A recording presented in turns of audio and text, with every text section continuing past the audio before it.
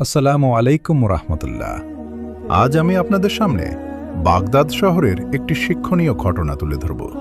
এই ঘটনা আমাদের শেখায় যে আল্লাহর ভয় মানুষের জীবনকে কিভাবে পরিবর্তন করতে পারে। অনেক বছর আগে বাগদাদ শহরে এক ধার্মিক যুবক বাস করতেন। তিনি ছিলেন সৎ, নম্র এবং আল্লাহ ভীরু। ছোটবেলা থেকেই তিনি হারাম কাজ থেকে দূরে থাকার চেষ্টা করতেন। একদিন তিনি ব্যবসার কাজে শহরের অন্য প্রান্তে যাচ্ছিলেন। পথে তিনি দেখতে পেলেন কিছু লোক একটি অসহায় এতিমের সম্পদ আত্মসাৎ করার পরিকল্পনা করছে।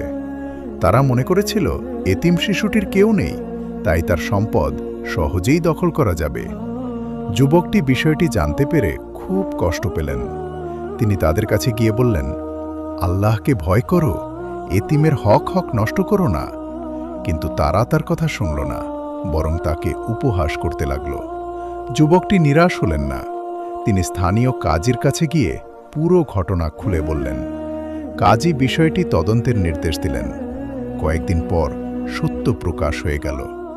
যারা এতিমের সম্পদ দখল করতে চেয়েছিল তারা ধরা পড়ল। এতিম শিশুটি তার সম্পদ ফিরে পেল। ঘটনার পর শহরের মানুষ সেই যুবকের সততা ও সাহসের প্রশংসা করতে লাগল।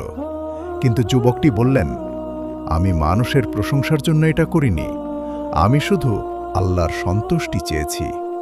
তার এই কথায় সবাই মুগ্ধ হয়ে গেল। বছর কয়েক পর সেই এতিম শিশুটি বড় হয়ে একজন সম্মানিত ব্যবসায়ী হয়ে উঠল। সে সব সময় বলতো, আল্লাহ একজন সৎ মানুষকে আমার সাহায্যের জন্য পাঠিয়েছিলেন। যদি তিনি সেদিন নীরব থাকতেন তাহলে আমার সব কিছু হারিয়ে যেত। প্রিয় দর্শক, এই ঘটনা আমাদের কয়েকটি গুরুত্বপূর্ণ শিক্ষা দেয়। অন্যায় দেখলে সামর্থ্য অনুযায়ী প্রতিবাদ করা উচিত। এতিমের হক রক্ষা করা ইসলামে অত্যন্ত গুরুত্বপূর্ণ। মানুষের প্রশংসার চেয়ে আল্লাহর সন্তুষ্টি বেশি মূল্যবান। সৎ কাজ কখনো বৃথা যায় না, এর প্রতিদান আল্লাহ অবশ্যই দেন। আল্লাহ তাআলা আমাদের সবাইকে সত্যের পক্ষে দাঁড়ানোর এবং অন্যায়ের বিরুদ্ধে কথা বলার তৌফিক দান করুন। আমিন।